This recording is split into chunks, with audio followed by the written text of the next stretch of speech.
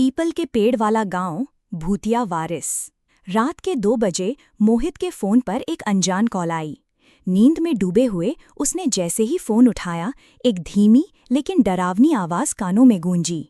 अगर सच्चाई रिकॉर्ड करना चाहते हो तो बिरभानपुर आओ, जहां हर तीसरे पुश्त की मौत एक जैसी होती है। कॉल कट कर गया। मोहित एक डॉक्यूमेंट्री मेकर था जिसने अब तक कई रहस्यमयी जगहों पर वीडियो बनाए थे, लेकिन ये कॉल कुछ अलग थी। आवाज में ऐसा डर छुपा था जो रूह तक में समा जाए। उसने बिना वक्त गवाए अपने 2 साथियों रिया और विशाल को इस मिशन पर चलने के लिए राजी किया।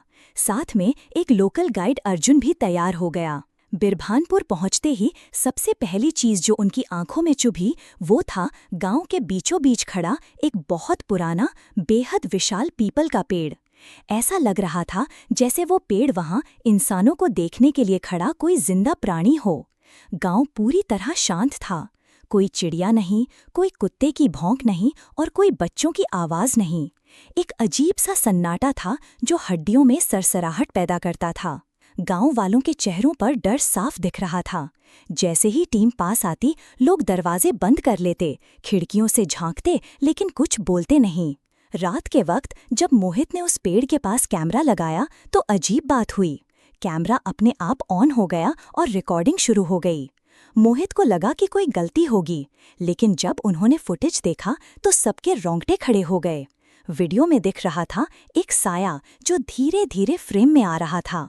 वो उल्टा चल रहा था, यानी उसकी पीठ सामने थी और चेहरा पीछे। और फिर आवाज आई, हर तीसरे जन्म का हिसाब बाकी है। रिया का चेहरा सफेद पड़ गया। उसने कांपती आवाज में कहा, वो मुझे देख रहा था, लेकिन उसका चेहरा इंसानों जैसा नहीं था। अर्जुन ने उन्हें एक पुरानी हवेली दिखाई जो गांव के एक कोने में टूटी फूटी हालत में खड़ी थी। यहाँ कोई नहीं जाता, अर्जुन ने कहा। कहते हैं इस घर में उस तांत्रिक की चीजें अब भी रखी हैं जिसने इस गांव को श्राप दिया था। टीम ने दरवाजा तोड़कर अंदर प्रवेश किया। एक कमरे में उन्हें एक पुरानी लोहे की संदूक मिली। उसे खोलने पर अंदर एक मोटी डायरी रखी थी जिस पर लिखा था, भैरवनाथ अंतिम तांत्रिक। डायरी में लिखा था, मैंने इस पीपल को अपनी आत्मा से जोड़ा है। जब तक मेरा पुनर्जन्म नहीं होगा, हर तीसरे वंशज की आत्मा मुझे देनी होगी। बलिदान जरूरी है। और फिर एक नाम दिखा, मोहित रंजन, अगला उत्तराधिकारी। रिया चौंक गई। ये नाम तुम्हारा कैसे हो सकता है? ये डायरी 100 साल पुरानी है। मोहित चुप था। उसे खुद समझ नहीं आ रहा था ये क्या हो रहा है।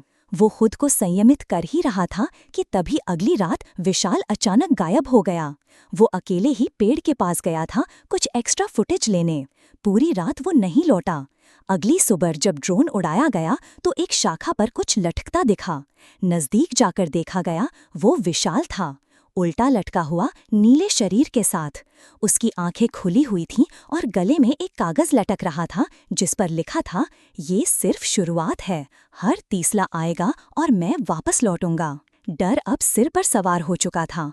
गांव का सबसे बूढ़ा व्यक्ति ठाकुरदास आखिरकार टूट गया। कांपती आवाज में उसने बताया, हमारे पूर्वजों ने एक तांत्रिक को जिंदा जला दिया था और मरते वक्त उसने कहा था कि वो हर तीसरे पुश्त का हिसाब लेगा। जब तक उसे शरीर नहीं मिलेगा वो नहीं रुकेगा। वो पीपल का पेड़ उसकी आत्मा का द्वार है